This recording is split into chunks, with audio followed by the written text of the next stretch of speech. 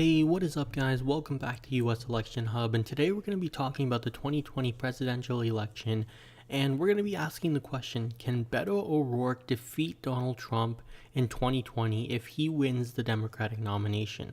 And so we're going to be analyzing a few things as to how Beto O'Rourke would perform in a subsequent election between Donald Trump.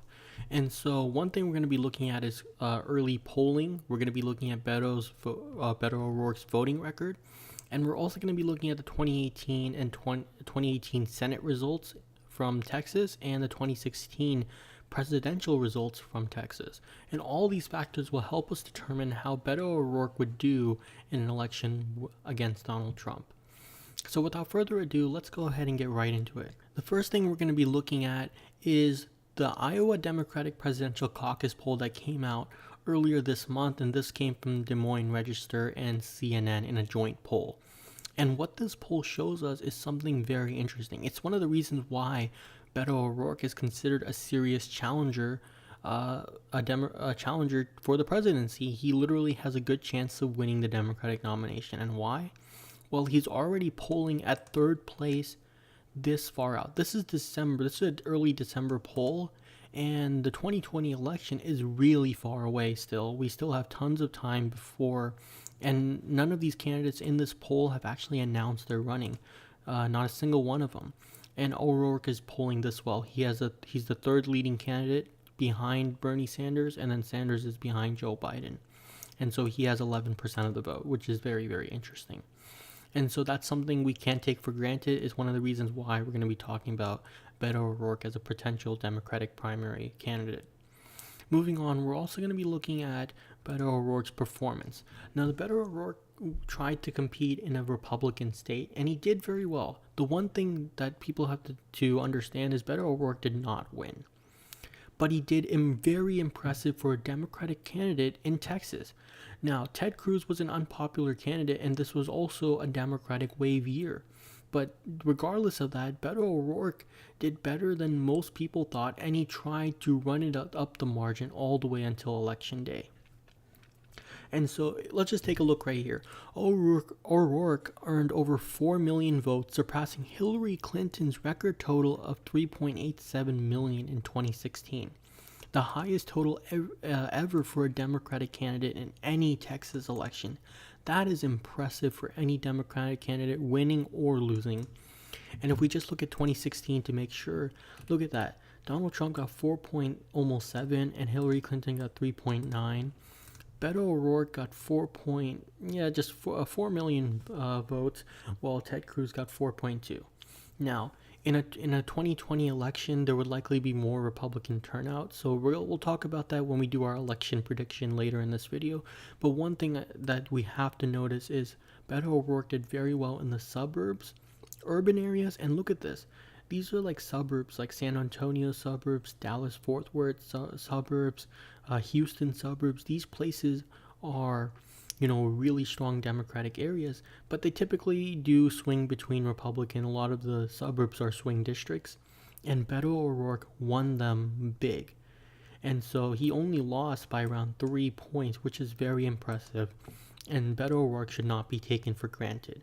But now we also need to understand Beto is not the perfect candidate that everyone says he is. He has gotten a lot of flack from particularly progressives. And so if you look at all these news articles in the past week, take a look at this. Beto O'Rourke is the new Obama, and that's the last thing we need. Beto O'Rourke versus Bernie Sanders. Beto O'Rourke's voting record is more conservative than the average Democrat. And so let's just click on this Vox article. I already read the Vox article, but there's one critical point that it does make. That Beto O'Rourke's voting record is somewhat conservative for a Democrat. And if we look at the field of potential Democrats, he is one of the most conservative of the field. Sanders, Warren, Harris, Booker, Klobuchar, I think is a little more conservative than Beto O'Rourke, or they're about the same. I'm not sure about that. But certainly, he has a voting record that is not progressive. And that has gotten the flack of tons of progressives from the left wing of the Democratic Party. And so just take a look at this quote right here. O'Rourke and Klobuchar have voting records that are more conservative than the average Democrat, while Booker Harris and Gillibrand, Warren and Sanders are more progressive than the average Democrat. So what this tells us is something very important, that the type of people supporting O'Rourke are essentially just moderate or liberal Democrats. They're not progressives. If you're a progressive, you're supporting one of these candidates: Harris, Booker, Gillibrand, Warren, or Sanders. And if you're a moderate, you're likely supporting either O'Rourke, Klobuchar, or the other guy is Joe Biden. Those three candidates are probably where a lot of O'Rourke's voters overlap. So if O'Rourke was to drop out of the field, a majority of his voters would probably go to Klobuchar, and a few of them would go to Joe Biden. And I think that's the important part we need to understand, that O'Rourke is kind of in the swing area between progressive and liberal moderate. And the thing is, he is not a progressive by most standards. His voting record is not progressive. If you look at his foreign policy, recently he got in a lot of flack for supporting AIPAC and Israel. And so obviously that's a position that progressives attacked him on. And he is not free of issues. He certainly has some some problems going forward that is going to be highlighted by a lot of his challengers. Booker, Gillibrand, Warren, Harris, they're all going to attack him for his voting record, whether that be voting for the banks, voting for some degree of border security, or whatever that may be. So it's very interesting to see someone like Beto ORourke performing so well. Another thing people try to compare is, if you're going to compare Beto ORourke, I think the best comparison for Beto ORourke is he is like Obama. He has the charisma and civility of Obama, but he has the same positions as Obama. Obama is basically a typical liberal. O'Rourke is a little more conservative than Obama. That's a good way to understand Beto ORourke. So now, going to our presidential election map, let's go ahead and fill in this map as to what would happen in an O'Rourke versus Trump election. So let's fill in the safe Democratic states. These states are going to be safe Democratic: Vermont, New York, and most of the East Coast will still remain in Democratic hands. So let's take a look at that.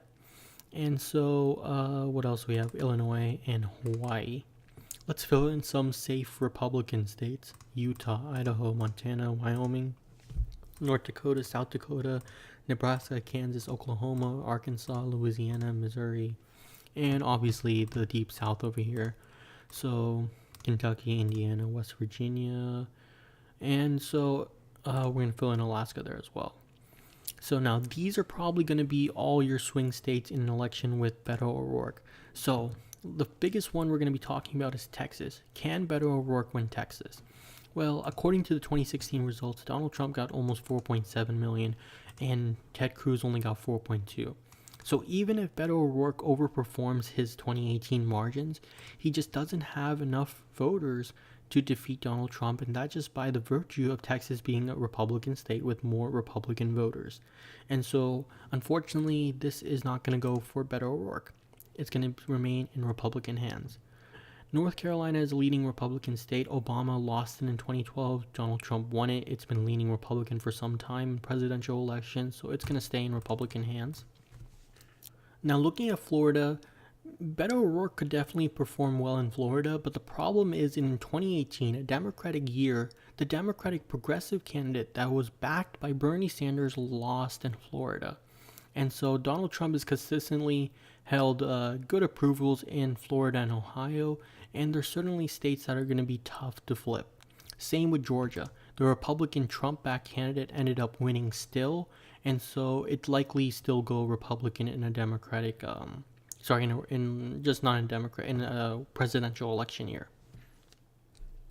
Virginia would likely go to Beto ORourke, so that's one pickup for Beto ORourke. If we go over here in Nevada, Nevada is still leaning Democrat, but it certainly still is a swing state. So Beto ORourke would likely take that, but Arizona would probably still go to Donald Trump. But Beto ORourke would carry Colorado and New Mexico, which is a good thing for the Democrats. Now, the problem Beto ORourke is going to have is, how is he going to appeal to people out here? Can he really drive up enough turnout to win the Rust Belt?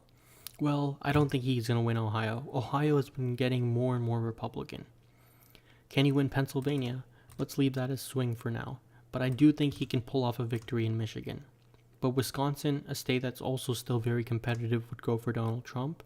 And Iowa, a state that would go for Donald Trump. But Minnesota, I think, would still remain in O'Rourke's hands. Now we have 3 states remaining, and they're all going to be competitive. Maine and New Hampshire and Pennsylvania. And essentially, I can't decide whether this will go to O'Rourke or Trump, but essentially it's going to be a very close election. All it takes is for Donald Trump to win 1 district and he hits 270 and wins re-election. So Beto O'Rourke has a lot of fighting to do.